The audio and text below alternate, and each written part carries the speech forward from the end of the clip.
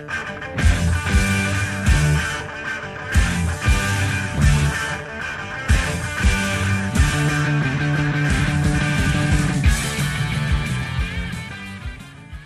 I'm Johna. I'm in Manchester today to talk to Wispa from the legendary Manchester punk band The Drones. Hi Wispa. Hi Johna, how are you doing? Can you tell me a little bit about how The Drones started? Yeah, I'll try and condense it because it's quite long-winded.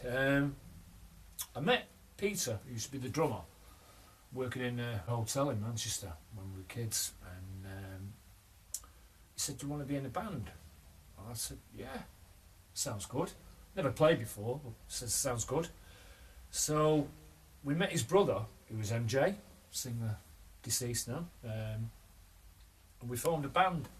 We used to do a lot of pop gigs and things like that, and we went to Germany for 6 months doing the Air Force bases, American Air Force bases, and we came back a proper band, if you know what I mean. And somebody said, "Fancy going and watch the Pistols?" I said, "Who were them?" So we went and watched the Pistols, and end of story. That was it. We never looked back. We started writing a lot of songs about attitude, about how we felt being out of work, social side of it all, the Thatcher government and things like that, and just stemmed from there. Yeah. What did you think of the Pistols when you saw them first? Blew me away. I saw the Pistols about 7 times. What were your memories of being, good memories of being in The Drones and good gigs and stuff like that? My main memory of being in The Drones was the community, the punk community that develops in Manchester and other provincial towns. Bradford was the same. And it was like, you went to a venue and you went for the sound check early on, and there'd be a load of punks inside the venue, and it's not like, you weren't like style, you were like mates. You'd go and have a drink at the bar together and have a chat and say, "Oh, what bands have you been to see?" and all that. And Denise will tell you that. And the great thing about now, we've got a little bit of the community again. It's a great community, and that was the great thing about playing in a punk band, is we had that. We didn't have any money. No. You know, we didn't have any big record companies or anything like that. We had friends, and those friends came to support us on gigs, and we supported them. You know. That's where I miss about those times. And when punk died, I was a bit rudderless. I got involved in rave scene, I got involved in psychobilly, I got involved in all, and I was looking for that connection in punk. Yeah. You know, particularly the first time. I mean, I wasn't there in '76, but '77, '78, I met so many people up and down country. And the bands that you like, you could go sit with. But if bands that you liked, you used to go. I mean, I spoke to you guys at the Royal Standard. I can't remember what I said to you, but you know, I've still got the sticky money you give us with the wasp thing on it. And you can, you know, if you like bands, you can just go have a chat with them and stuff like that. I mean, I remember playing football backstage with Ultravox, playing Keep You Up football. You know, and Wyatt and all these bands, and I loved that, man. You know. I think what it was, the great thing about it was you were accessible. Whereas you go and watch a gig back in the early 70s and the bands weren't accessible. You were accessible. You go and talk to, and they say, "Oh, I'm buying a guitar tomorrow, I'm starting a band." Go for it, go and do it. Fantastic, you know, that was great. You know, we all encouraged each other. You know.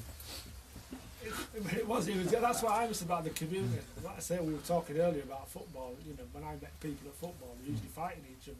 But then I was going to gigs and meeting people, and I learned that we had more in common than more things that divided us. And I've still got all those friendships nowadays. We talked about it brought you together as people. I mean, an example was, and Denise will verify this, was we played at the Roxy in London, and we had. At the Ranch Bar in Manchester, we advertised it a week before, saying that there was transport taking you down to the Roxy in London if you wanted it, and we were charging about £2 or something, weren't we? And I hired a van from Salford Van, I had a little van, tiny van. We had 25 bodies in the back.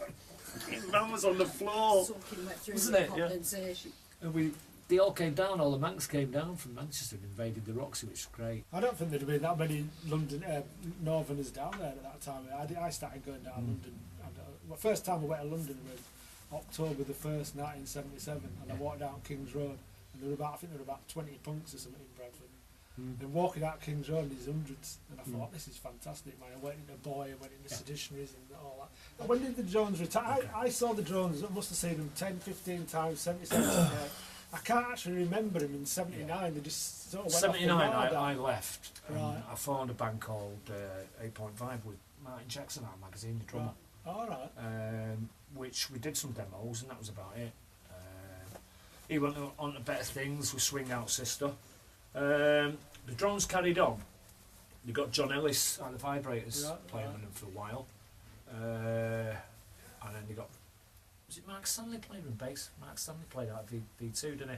Played bass with him, yeah. They made another album called Sorted, which I've heard a few tracks of, and it's pretty good. Right.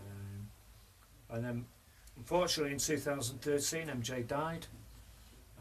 The band had been split up at the time, and it was quite sad. And Pete, his brother, he played drums for the Drones. It's not very well at the moment. Right. Gus was living in Folkestone. Wow. And I got the buzz back for it big time about 2 years ago, and I thought I love playing this stuff, you know.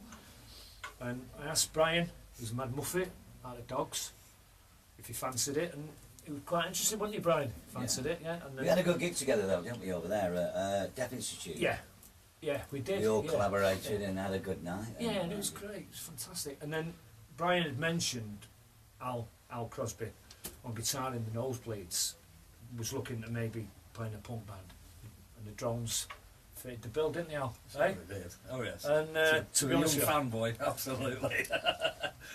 we're just in the process of going to do some recording early in the next year, and hopefully things. We've got a couple of gigs coming up. We've got 21st of January at the Eagle Hotel in Salford. Right. Bit of a plug there. Okay, plug away. So, you know, we're looking to get bums on seats there. So. EP as well, maybe in the pipeline. Yeah.